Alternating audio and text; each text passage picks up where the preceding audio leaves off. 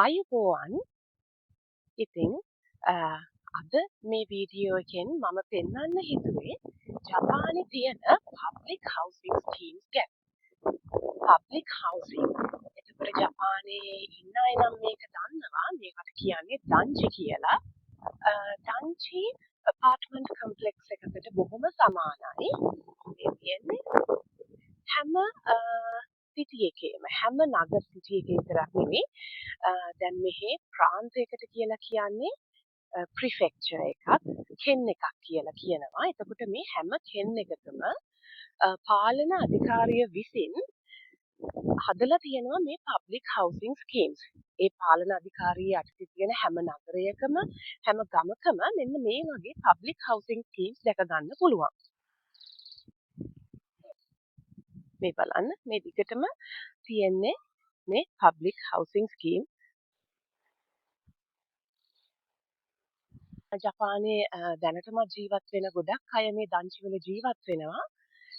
ඉතින් මේක apartment complex එකක්ම තමයි. හැබැයි ඔයාලා දන්නවා මෙහි නගර සභාවට සමාන එකක් තමයි අපිට තියෙන්නේ අපේ හැම නගරයකම පරිපාලන ඒකකය තමයි ශියක්ෂෝ එක කියන්නේ. ශියක්ෂෝ එක සමානයි අපේ නගර සභාවකට. ඉතින් මේ දන්ජි නැත්නම් මේ public housing scheme ගොඩක් දුරට පාලනය වෙන්නේ මේ municipal council එක මගින්. ඒ කියන්නේ ශියක්ෂෝ එක මගින්. ඒ වුණත් ශියක්ෂෝ එක කියන්නේ government agency එකක්නේ. එතකොට මේ government agencies වලින් පාලනය වෙන දන්ජි තියෙනවා. ඒ වගේම තමයි semi government. ඒ කියන්නේ වෙන private company එකකුත් රජයත් එකතු වෙලා පාලනය කරන දන්ජිත් තියෙනවා. ඒවත් එක උදාහරණයක් තමයි UR housing කියන්නේ ජපානයේ හැම නගරයකම වගේ තියෙනවා. ඒක semi government run දන්ජි public housing scheme එකක්. මේ දැන් මම අද පෙන්වන්නේ සම්පූර්ණයෙන්ම මම ඉන්න නගරය සයිතමා සිටි එකේ government run public housing scheme එකක්. ඉතින් බලන්න මේ housing schemes වෙනස් වෙන්න පුළුවන් තමන් ජීවත් වෙන ප්‍රදේශය අනුව. දැන් මම ඉන්නේ සයිතමා කෙන් එකේ, සයිතමා ප්‍රිෆෙක්චර් එකේ, සයිතමා සිටි එකේ. එතකොට තමන් ජීවත් වෙන ප්‍රදේශය අනුව මේ දන්ජි කොච්චර අලුත්ද, පරණද කියන එක වෙනස් වෙන්න පුළුවන්. ඒ වුණාට මම දන්න තරමින් නම් දන්ජි පාලනය වෙන්නේ එකම විදියකට. සමහර rules නීති ඉල්ලුම් කරන ආකාරය ඒවා පොඩි වෙනස්කම් තියෙන්න පුළුවන්. ඒක නිසා මම මේ කියන්නේ මම ජීවත් වෙන සිටි එකේ කොහොමද මේ දන්ජි පාලනය වෙන්නේ, දන්ජි වලට apply කරන්නේ, දන්ජි කියන්නේ මොකක්ද කියන එක. ඉතින් මම මුලින්ම කියන්න ඕන මේක legal advice එකක්වත් එහෙම කිසි දෙයක් නෙවෙයි. මේක මම හොයාගත්ත තොරතුරු, දන්න තොරතුරු, ජපානයේ ජීවත් වෙන කෙනෙක් විදියට දන්න තොරතුරු. තමන්ට දැන්ට ජපානයේ ජීවත් වෙන කෙනෙකුට හෝ ඇවිල්ලා සෙටල් වෙන්න බලාපොරොත්තු වෙමින් ඉන්න කෙනෙකුට දන්ජි ගැන මේ public housing schemes ගැන දැනගන්න උවමනාවක් තියෙනවා නම් තමන් ජීවත් වෙන ප්‍රදේශයේ තමන්ගේ municipal council එක එහෙමත් නැත්නම් ශියක්ෂෝ එකට ගිහිල්ලා ඒ අදාළ කරුණු ලබා ගන්න. මේ public housing scheme එහෙමත් නැත්නම් දන්ජි ජපානයේ හඳුන්වලා දුන්නේ විශේෂයෙන්ම රටේ ජීවත් වන ජනතාවට. විශේෂයෙන්ම අඩු ආදායම් සහ මධ්‍යම පාන්තික ජනතාවට, අඩු ආදායම් ලබන සහ මධ්‍යම පාන්තික ජනතාවට සුදුසු වාසස්ථානයක් අයිතිය සපුරලා දෙන්න තමා මේ දන්ජි කියන community concept එක ජපානයේ ඇතුලේ ගොඩ නැගුණේ. ඉතින් ඒක නිසා ඔයා හිතනවා නම් මේ දන්ජි එකකට එහෙමත් නැත්නම් මේ public housing scheme facility එකකට ඕනම කෙනෙකුට ඕනම පුද්ගලයෙකුට apply කරන්න පුළුවන් කියලා ඒක එහෙම නෙවෙයි. ඔයා විශේෂයෙන්ම මේ දන්ජි එකට apply කරනවා නම් ඔයා සපුරන්න ඕන මූලික සුදුසුකම් කිහිපයක්ම තියෙනවා. පළවෙනිම සුදුසුකම තමයි ඔයා මේ කියන ආදායම් බ්‍රැකට් එකක් තියෙනවා. විශේෂයෙන්ම අඩු ආදායම් සහ මධ්‍යම පාන්තිකයන්ගේ ආදායම් කියන වාර්ෂික ආදායම් ගණනය කරන ඒ බ්‍රැකට් එකට ඔයා අයිති වෙන්න ඕන. ඒක තමයි පළවෙනිම සුදුසුකම. ඊළඟට ඔයාට මේ පබ්ලික් හවුසින් ස්කීම් එකකට ඇප්ලයි කරන්න පුළුවන් ඔයා අයිති වෙන මියුනිසිපැලිටි එකට විතරයි. ඒ කියන්නේ ඔයා ජීවත් වෙන ප්‍රිෆෙක්චර් එක. කෙන් එකේ ඒ නගර සභාව අපි ජපානයේ විදියට කියනවා නම් ශියක්ෂෝ එකකට අපිව අයිති වෙනවා. තමන් රෙජිස්ටර් වෙච්ච ඒ ශියක්ෂෝ එකට අදාළ බල ප්‍රදේශයේ තියෙන පබ්ලික් හවුසින් ස්කීම් එකකට විතරයි ඔයාට ඇප්ලයි කරන්න පුළුවන්. ඒ වගේම තමයි ෆොරින කෙනෙක් නම් විශේෂයෙන්ම ඔයාට වැලිඩ් වීසා එකක් තියෙන්න ඕන. එතකොට මේ වීසා එකට ස්ටුඩන්ට් වීසා එක අයිති වෙන්නේ නැහැ. ස්ටුඩන්ට්ස්ලට මේ housing facilities වලට apply කරන්න බෑ. ඔයාට mid to long term visa එකක් තියෙන්න ඕන. ඒ කියන්නේ working visa එකක් වෙන්න පුළුවන්. එහෙමත් නැත්නම් permanent residency එකක් තියෙන්න පුළුවන්. ඒ වගේම තමයි ඔයා සියලුම tax අපි හැම මාසෙකම තමන් ජීවත් වෙන ප්‍රදේශයේ කියන්නේ තමන් අයිති වෙන මියුනිසිපල් කවුන්සිල් එකට එහෙමත් නැත්නම් ශියක්ෂෝයකට අපි ටැක්ස් ගෙවලා තියෙන්න ඕන. ඉතින් ඔයාට ටැක්ස් බැක්ලොග් එකක් තියෙනවා නම් ඔයාට මේකට ඉල්ලන්නත් බෑ. ඔයා සම්පූර්ණ ඔයාගේ ටැක්ස් ගෙවීම කරලා තියෙනවා නම් ඔයාට ඇප්ලිකේෂන් ප්‍රොසීඩර් එකට ඇතුළත් වෙන්න පුළුවන්.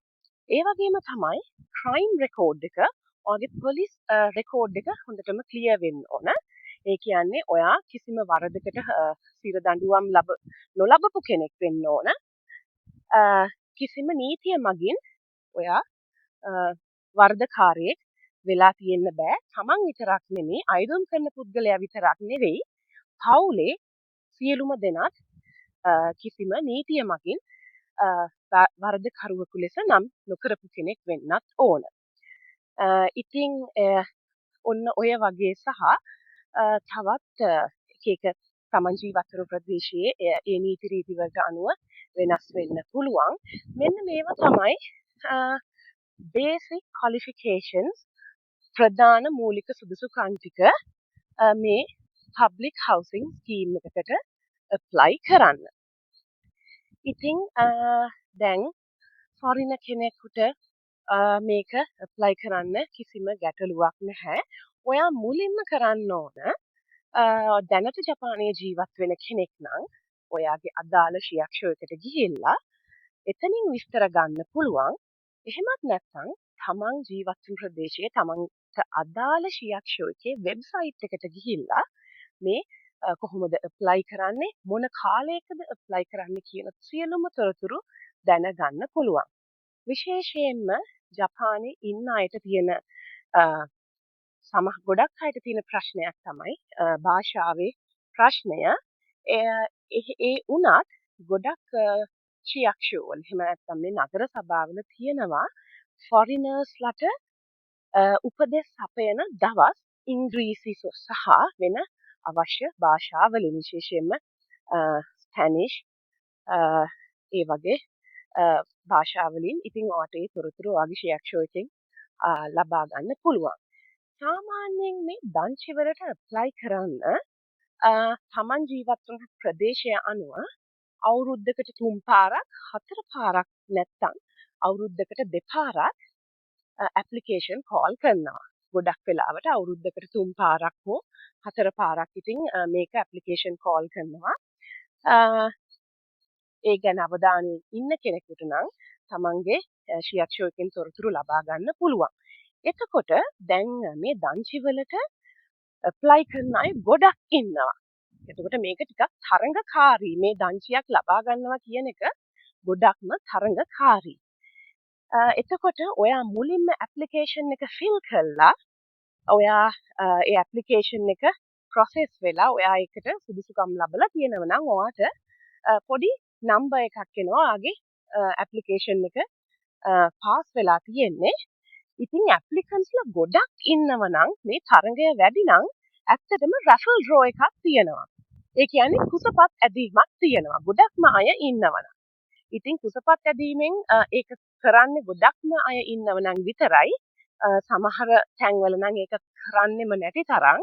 මොකද ඒ අවශ්‍ය තරමට ඉඩ පහසුකම් තියෙන තැන්වල හදිස්සියෙන්වත් ඔයා ඒ රැෆල් ඩ්‍රෝ එකෙන් සිලෙක්ට් වුණොත් සිලෙක්ට් වෙලා මාස 2ක් ඇතුළත ඒ කියන්නේ දවස් 60ක් ඇතුළත ඔයාට මූව් ඉන් වෙන්න පුළුවන්. ඔයාගේ අලුත් ගෙදරට එන්න පුළුවන්. ඉතින් එතකොට ගොඩක් වෙලාවට ප්‍රයිවට් ඇපාර්ට්මන්ට් එකකට යනවා වගේම තමයි ඩිපොසිට් එකක් තියන්න ඕන, කී මනි තියන්න ඕන, එතකොට ගැරන්ටර් ෆී එකක් තියන්න ඕන. ඉතින් මේවා වෙනස් වෙන්න පුළුවන් Taman ජීවත් වුණු ප්‍රදේශය අනුව මේ ගණන් මිනුම් ඒ සියලුම දේවල් වෙනස් වෙන්න නම් පුළුවන්. ඉතින් මෙන්න මෙහෙම තමයි කොහොමද දංශයකට ඇප්ලයි කරන්න කියන එක වෙන්නේ. ඒ වගේම තමයි දැන් දංශියා හිටපු ගමන්ම ඕනම තැනක හදන්න බෑ. දැන් හිතමු ආණ්ඩුව එහෙම මාරු වෙනකොට හවුසින් ප්‍රොජෙක්ට්ස් හදනවා. අපි දන්නවා නේද හවුසින් ප්‍රොජෙක්ට්ස් හදනවා, එක එක ඒවා බිල්ඩින්ග්ස් හදනවා. ඒ විදිහට ජපානයේ නම් කරන්න බෑ. මොන ආණ්ඩු මාරු වුණත් Tamange ඒ කරන්න තියෙන වැඩ ටික ඉස්සරහට කන්ටිනියු කරනවා මිසක අලුතෙන් ඕන දේවල් කරන්න බෑ. විශේෂයෙන්ම මේ නගර සැලසුම්කරණය ටවුන් ප්ලෑනින් කියලා කියන්නේ නේද? ඒක ගොඩක් වෙලාවට බොහොම බලවත් විදියට මෙහි පාවිච්චි වෙනවා. ඒ විදියටම තමයි මේ දංචි හදලා තියෙන්නේ. එතකොට මේ දංචියක් හදනකොට නගර සැලසුම්කරණය ගොඩක්ම ප්‍රයෝජනවත් වෙනවා. මේ දංචි හදන්න ඕන අනිවාර්යයෙන්ම කමියුනිටි එකක් විදියට. එතකොට මේ දංචි මේ නිවාස සංකීර්ණයක් අවට අනිවාර්යයෙන්ම දිවාසුරකුම් මධ්‍යස්ථානය. එහෙමත් නැත්නම් දේකයා එකක්, මොන්ටිසෝරි ප්‍රී ස්කූල්, ඒ වගේම ප්‍රාථමික ප්‍රයිමරි ස්කූල් සහ සෙකන්ඩරි ස්කූල්, ප්‍රාථමික සහ ද්විතීක පාසල් අනිවාර්යයෙන්ම තියෙන්න ඕන. ඒ වගේම තමයි මේ දංචිය, ඒ කියන්නේ මේ පබ්ලික් හවුසින් ස්කීම් එක ඇතුළත අනිවාර්යයෙන්ම children's playground එකක්, ළමයින්ට සෙල්ලම් කරන්න තැනක් තියෙන්න ඕන. ඒ වගේම community center එකක්. මේ තමයි ඔෆිස් එක. මේ community center එක ඇතුලේ මීටිං රූම් එකක් තියෙනවා. ඒ වගේම පරිපාලන කටයුතු සිදු වෙන ඒවා ඒක ඇතුලේ. ඒ වගේම තමයි විශේෂයෙන්ම කාර් පාක් එකක් තියෙන්න ඕන. හැබැයි ඔයාට මේ කාර් පාක් එක ගන්න වෙන්නේ වෙනමම මාසික කුලියක් දීලා. ඒ වගේම තමයි ක්‍රීඩා සඳහා සුදුසු පරිසරයක් තියෙන්න ඕන. සමහර තැන්වල තියෙනවා මේ වගේ ටෙනිස් කෝට් එකක්. සමහර තැන්වල තියෙනවා ඉන්ඩෝර් බැඩ්මින්ටන් කෝට් එකක්. ඒ වගේම තමයි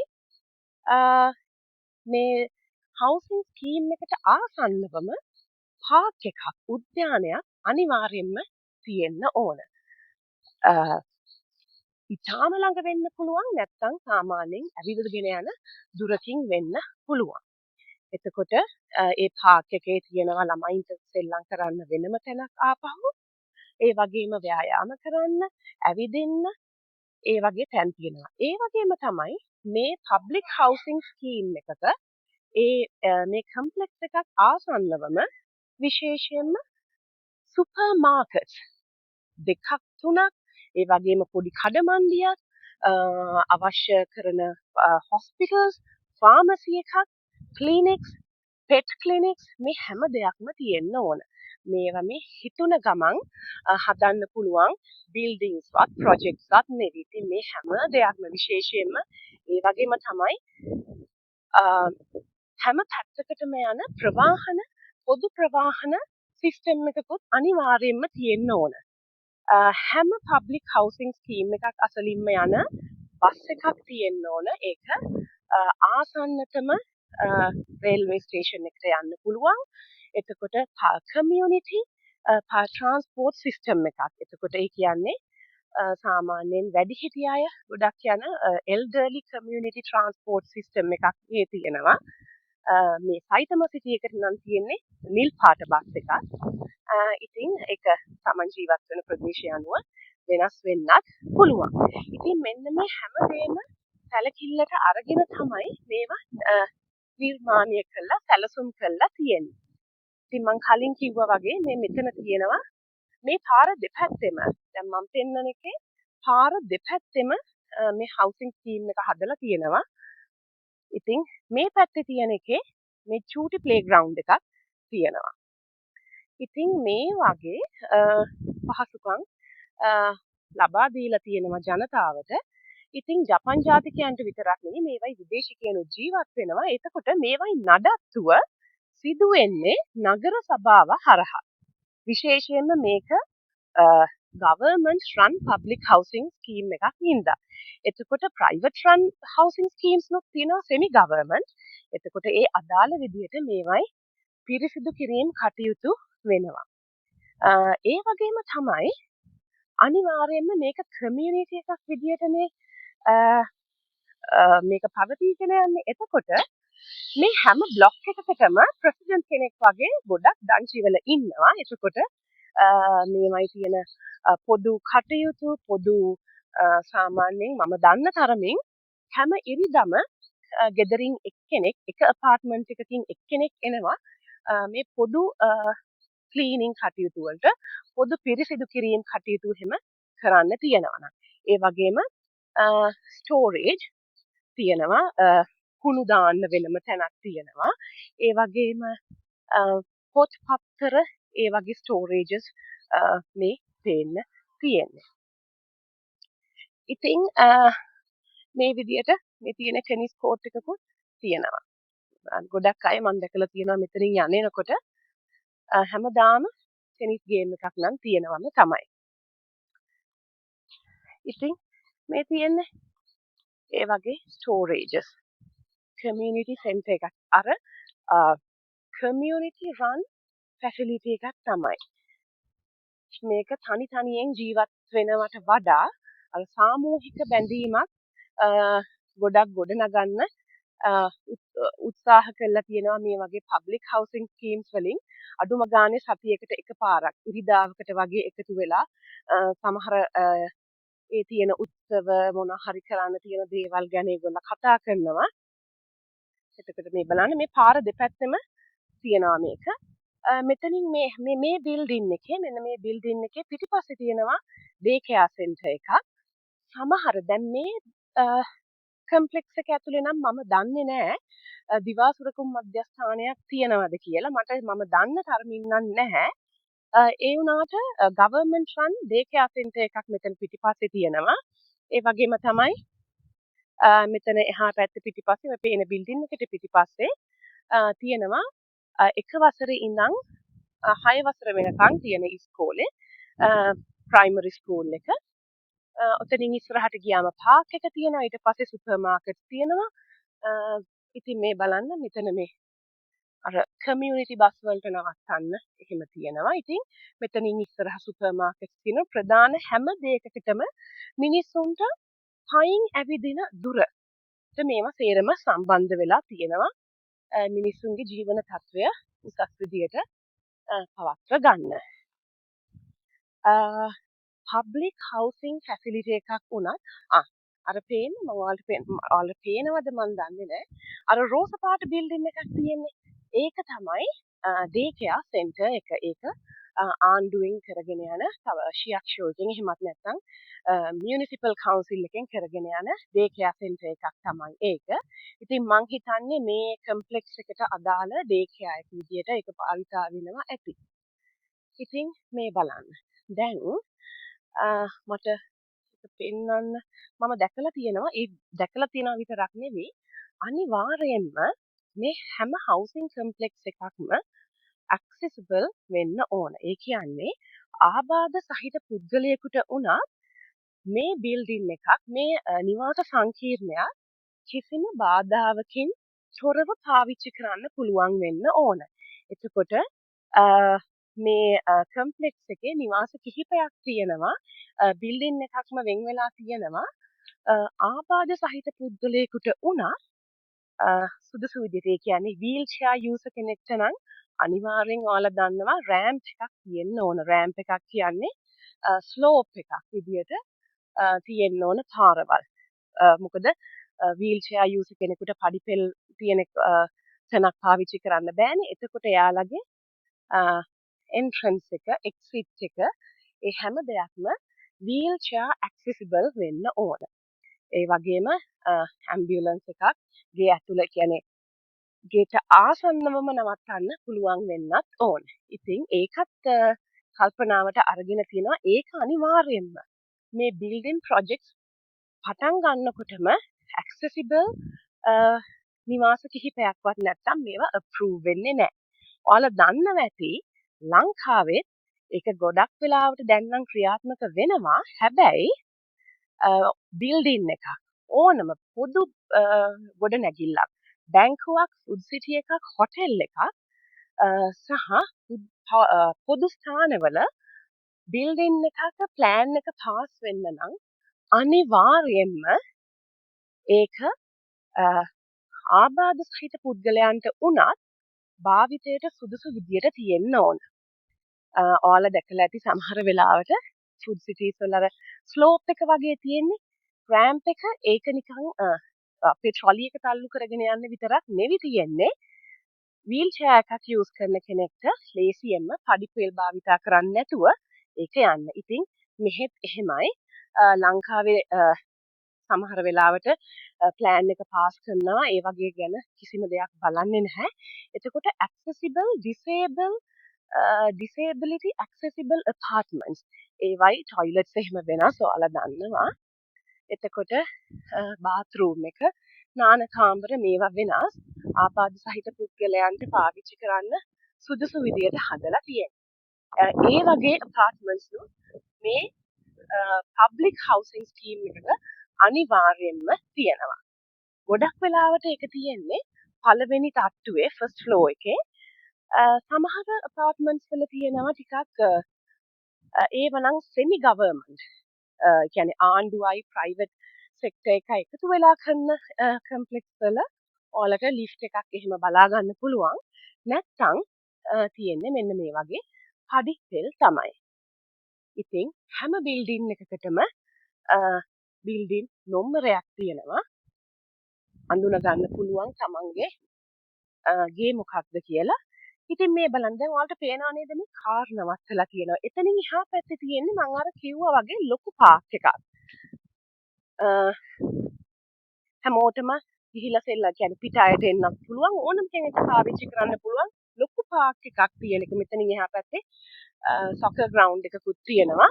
ඉතින් ඕනම කෙනෙක්ට පාවිච්චි කරන්න පුළුවන් විදිය පාර්ක් එකකුත් තිබීම අනිවාර්ය කාරණයක්. ඉතින් නගර සැලසුම්කරණය වැදගත් වෙන්නේ පොතට විතරක් නෙවෙයි ප්‍රැක්ටිකල් අපි පාවිච්චියේදී ඒක ගොඩක් වැදගත් වෙනවා නගර සැලසුම්කරණය.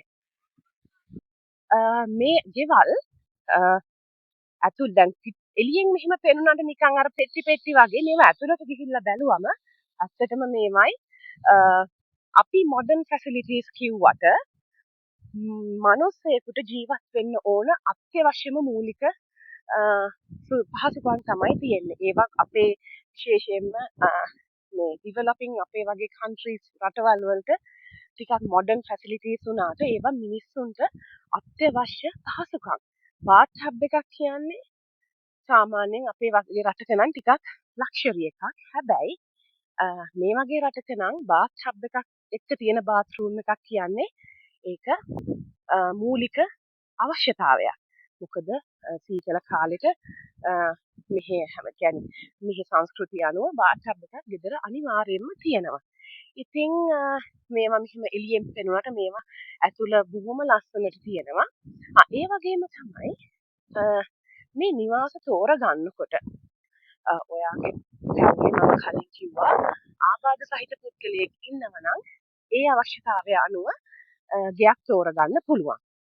ඒ වගේම තමයි තියෙනවා 2DK දැන් ජපානයේ ඉන්න කෙනෙක් නම් මේක දන්නවා ඇති 2DK කිව්වොත් 2 bedrooms dining and kitchen.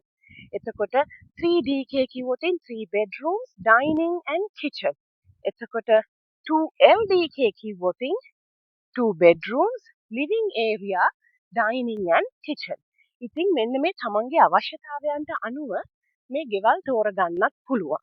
ඒකෙම තමයි දැන් ඔයාලට පේනවා මෙන්න මේ ටිකේ තියෙන බිල්ඩින් එකක් මේක apartment complex එකක් වගේ තියෙන්නේ. ඒ වගේම තමයි මෙන්න මේ වගේ තනි ගෙවල්නොත් මේ දංචි එහෙමත් නැත්නම් මේ public housing scheme එකක් ඇතුලේ සමහර තැන්වල තියෙනවා. මේක හැමතැනම නැති වෙන්න පුළුවන්. එතකොට තමන්ට apply කරන්න පුළුවන් මෙන්න මේ වගේ තනි ගේකට.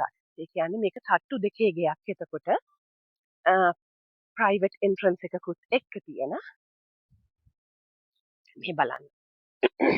sorry මේ බලන්න. මෙන්න මේ වගේ චූටි මේක ගොඩක් වෙලාවට 1 bedroom නැත්නම් 2 bedroom dining living kitchen වෙන්න පුළුවන්. මෙන්න මේ වගේ private පොඩි apartment එකකට චූටි ගේකට apply කරන්නත් පුළුවන්.